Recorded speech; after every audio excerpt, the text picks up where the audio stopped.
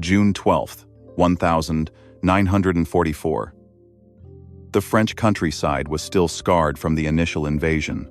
Rolling hills, narrow lanes, and battered farmhouses set the stage for what the Germans believed would be another routine defense against Allied armor. German Tiger tanks and Panthers, the pride of the Wehrmacht's mechanized divisions, rumbled confidently down the muddy roads, their crews anticipating a swift victory over any resistance. They had seen Allied tanks. They had seen jeeps, half-tracks, even self-propelled guns. But nothing prepared them for what was about to crawl into their path. From behind a shattered stone wall, a tiny silhouette appeared. Not much larger than a motorcycle, it had tracks that barely left an impression in the mud, a low-slung armored frame, and a turret the size of a mailbox. At first glance, it seemed laughably insignificant, a curiosity rather than a threat. German crews, peering through their periscopes, chuckled. "Is this some kind of toy?" one officer reportedly muttered. "Surely, no machine this small can pose any danger to a Tiger." But appearances, as the Allied engineers knew, were profoundly deceiving.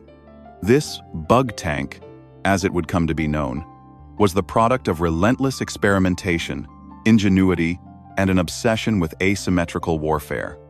Its designers, working under strict secrecy in a small British engineering facility, had one goal: to create a machine capable of slipping under, around, and through the battlefield's heaviest armor without being detected. Weight distribution, ground clearance, and track width had all been calculated down to fractions of an inch. Its compact size allowed it to navigate bombed-out ruins, ditches, and narrow lanes, places where even a Sherman struggled to fit. Inside the cockpit, operators crouched on miniature seats, their controls cramped but intuitive.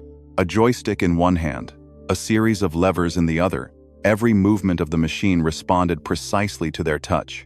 Engineers had even incorporated vibration dampening systems to reduce noise from the engine, allowing it to approach within feet of the enemy undetected. While the Germans relied on brute force and sheer firepower, the Allies were betting on subtlety, on precision, on the sheer audacity of an idea that no doctrine had yet accounted for. By June 1944, Allied intelligence knew the Germans were overconfident, their reliance on massive tanks blinding them to unconventional threats. And yet, even the cleverest Allied reports could not capture what would soon unfold in the fields of Normandy. This was a machine that mocked conventional warfare, a David in a world of Goliaths, ready to exploit every blind spot in the German mindset. The first encounter was almost anticlimactic. German crews spotted movement, glanced at one another, and dismissed it as debris, a mechanical oddity, or a reconnaissance device with little offensive capability. The Tiger, with its 88mm cannon and armor thick enough to shrug off a Sherman round, was built for fear and respect. Yet here, inches from its tracks, was a tiny, wheeled, tracked anomaly that seemed more like a prank than a weapon. Reports from the front line described the disbelief in vivid terms. One officer, writing later in his war diary, recalled, "A small tank, no larger than a motorcycle with armor thin enough to dent with a crowbar, was seen moving among our ranks. We laughed. Such a device could not hope to engage our Tigers directly. It was laughable." Others noted its speed was negligible compared to their massive vehicles, its armament trivial, a machine gun, a few small charges. To any conventional strategist, it was inconsequential. This misjudgment, however, was precisely what made the bug tank so deadly. Engineers had designed it to exploit assumptions. German doctrine emphasized frontal assaults, long-range firepower, and psychological intimidation. No Tiger commander had ever been taught to fear something crawling quietly under his vehicle, invisible to optics, and capable of delivering a localized, devastating effect. While German crews underestimated the machine, Allied operators had already run simulations, rehearsing infiltration maneuvers over miniature obstacle courses, studying the weak points in every tank design, from the tracks to the underbelly. Even as German commanders inspected their Tiger columns, Confident in their superiority, the engineers back in Britain were recalculating angles of approach, adjusting suspension stiffness, and fine-tuning the tiny propulsion systems. The goal was not to face the Tiger head-on, that would be madness, but to attack where it could not defend itself. By the time the Germans recognized the presence of a threat, it would be too late, and that underestimation would set the stage for one of the most unexpected reversals of expectation in armored warfare history. It was June 14th, 1944, when the bug tank finally proved that size did not equate to weakness. Hidden among the rubble of a bombed-out Normandy village, it inched forward, almost invisible to the German crew above. The Tiger's optics, designed to spot enemy Shermans at hundreds of yards, scanned the fields, but they could not detect a machine moving silently in the shadows. Its low profile perfectly matched to the terrain. Inside the tiny armored shell, the operator's heartbeat quickened. Every lever pulled, every subtle adjustment of the tracks, brought the vehicle closer to its target. The Germans had mocked it, laughing at its smallness, unaware that this machine was no mere scout. It carried explosives precisely calibrated to the vulnerable underbelly of a Tiger. Unlike the Sherman, which relied on frontal armor and cannon power, the bug tank relied on infiltration, stealth, and an intimate knowledge of enemy design flaws. When it finally reached its mark, the outcome was instantaneous. A small explosive charge detonated beneath the Tiger's track. The armored giant shuddered, stalled, and then tipped slightly to one side. Shock replaced laughter on the German crew's faces. The machine that seemed too small to matter had just disabled the most feared tank in their arsenal. Within moments, a second bug tank emerged from a narrow alley, targeting the next Tiger in line. Coordination, speed, and planning allowed these tiny vehicles to hit multiple targets before the Germans even realized what was happening. Reports from the front describe chaos among the Tiger crews. The previously confident German officers shouted orders that could not be executed in time. Tigers immobilized, their heavy guns pointing uselessly into the air. Crews exposed to observation, and morale beginning to crumble. Allied reconnaissance units, watching from hidden vantage points, recorded these small machines performing what seemed impossible, paralyzing a formation of tanks that had once been considered invincible. The real brilliance of the bug tank was not just in its explosives, but in the meticulous engineering that made this small machine a battlefield equalizer. British engineers had studied German tank blueprints for months, learning exactly where tracks, engine compartments, and armor plating were weakest. The bug tank's suspension system allowed it to maintain balance over rubble and debris that would have crushed any conventional tank. Its engine produced minimal vibration and noise, a feature that made detection almost impossible until it was too late. Even its armament, modest though it seemed, a single 20mm cannon and a few light anti-tank charges, was optimized for precise strikes. Unlike heavy tanks, which relied on brute force, the bug tank was surgical. Its operators could disable critical components of a Tiger in seconds, rendering it helpless without destroying it entirely, preserving fuel and munitions while maintaining battlefield pressure. Meanwhile, German commanders struggled to understand what they were witnessing. Standard operating procedures were useless. Their doctrine emphasized firepower, frontal assault, and tank-to-tank duels. But the bug tanks had introduced a new variable. An enemy that attacked invisibly, exploited vulnerabilities, and operated with agility far beyond expectation. Observers noted that entire Tiger units became paralyzed by fear, unsure where the next strike might come from. Their confidence shattered not by superior firepower, but by an engineering marvel they had dismissed as a toy. By the end of the day, reports of the bug tank's effectiveness spread through the Allied ranks. Field commanders realized they had a weapon that could neutralize the Wehrmacht's best tanks without committing large numbers of soldiers or conventional armor. And across the front, the Germans learned a bitter lesson. Arrogance in the face of innovation could cost more than lives. It could cost entire formations. By mid-July 1944, Allied commanders had begun deploying bug tanks in larger numbers across the Normandy front. What was once considered an experimental weapon now became a critical component of combined arms operations. These small machines moved in squads, coordinated with infantry and artillery, and struck where German heavy armor was most vulnerable.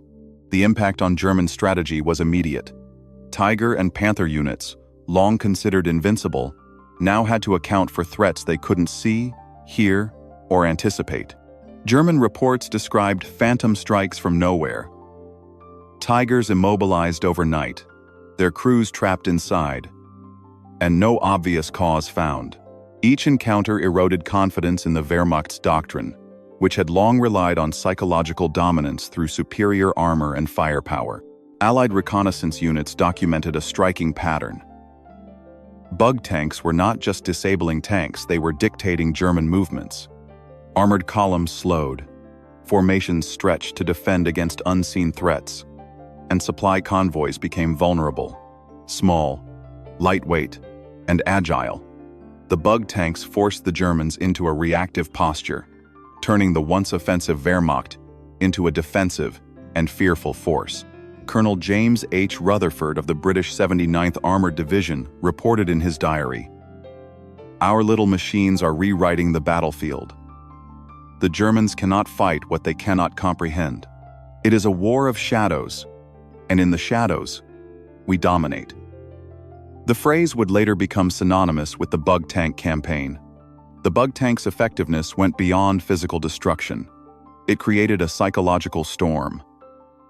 German tank crews, trained to face head-on assaults, now confronted a foe that operated like a living trap. Entire units hesitated to advance, fearing unseen devices lurking in the rubble or fields. Morale, once a pillar of the Tiger divisions, began to fracture. In one notable engagement near Caen, a Tiger battalion reported 3 of its vehicles neutralized by unidentified small craft. Investigations revealed the perpetrators were bug tanks, small enough to crawl under and around obstacles undetected. The Germans' frustration grew as reconnaissance drones and scouts failed to detect these machines, proving that size and visibility were no longer predictors of battlefield dominance. British intelligence recognized that the psychological advantage was as crucial as the technical one. Soldiers and engineers collaborated closely to ensure bug tank operations were unpredictable. Squads were mixed with conventional armor, creating the impression of larger forces. And missions were carefully timed to maximize confusion among enemy lines. Even veteran German commanders, hardened by years of fighting, struggled to adapt. Standard anti-tank tactics, artillery bombardment, minefields, and tank duels were rendered partially ineffective. Each successful bug tank operation reinforced fear, distrust, and hesitation. The German narrative of invincibility began to crumble, proving that the smallest innovations could shatter the largest illusions of superiority. By August 1944, the bug tank had transcended its role as a niche weapon and emerged as a cornerstone of Allied tactical innovation. Squads of these miniature machines were now integrated across multiple fronts, from the hedgerows of Normandy to the riverside approaches of the Seine. Their deployment was no longer sporadic. It was systematic, carefully planned to exploit German blind spots and weaknesses. What astounded the German army most was the sheer unpredictability. Tigers and Panthers, tanks designed to dominate, were repeatedly neutralized by devices that appeared almost supernatural in their efficiency. Field reports described entire armored columns halted in confusion, crews hesitant to advance, and supply convoys vulnerable to strikes that came from impossible angles. No amount of traditional reconnaissance could anticipate where a bug tank might appear. Allied commanders leveraged this advantage ruthlessly. Intelligence officers coordinated bug tank movements with artillery barrages, infantry advances, and airstrikes. The Germans were forced into a reactive posture, constantly adapting to an enemy they could neither see nor fully understand. Lieutenant Colonel William Harper of the British 79th Armored Division later wrote, "Our little machines dictated the tempo of the battlefield. They turned fear into a weapon as potent as any gun or shell. The cumulative effect on German morale was profound. Veterans who once scoffed at the notion of miniature tanks found themselves paralyzed by uncertainty. Every encounter chipped away at the aura of invincibility surrounding the Wehrmacht's heavy armor, proving that innovation and cunning could overcome brute strength. Despite repeated encounters, German commanders struggled to comprehend the full significance of the bug tanks. Conventional doctrine emphasized frontal assaults, firepower, and visibility attributes that the Allies had rendered largely irrelevant. Standard anti-tank tactics like minefields, concentrated fire, and aerial reconnaissance proved only partially effective against these tiny, elusive machines. In one infamous skirmish near the village of Troarn, a Tiger battalion was immobilized for hours, while a squad of 6 bug tanks maneuvered through rubble, disabling engines and tracks without ever being spotted. German reports described the incident as unbelievable and humiliating, yet no doctrinal changes were implemented. Commanders continued to focus on traditional threats, failing to grasp that the real danger came from a new kind of warfare, one defined not by size or armor, but by mobility, ingenuity, and psychological impact. The bug tank campaign also demonstrated the power of deception and perception. Allied forces mixed bug tanks with conventional armor to exaggerate presence, creating the illusion of overwhelming force. Enemy scouts reported phantom squads, phantom strikes, and imagined ambushes, further eroding confidence. By turning fear into a tactical weapon, the Allies had effectively weaponized psychology. Colonel Rutherford summarized in his after-action report, "The bug tank proves that warfare is not won solely by the largest guns or thickest armor. The smallest innovations, applied intelligently, can disrupt the greatest powers. And in this disruption, victory is found." By the close of summer 1944, it was clear. The Germans had underestimated the potential of these tiny machines, and that underestimation would cost them dearly in both equipment and morale. By September 1944, the bug tank had become more than a weapon. It had become a symbol of Allied ingenuity and adaptability. Entire operations were planned around its capabilities.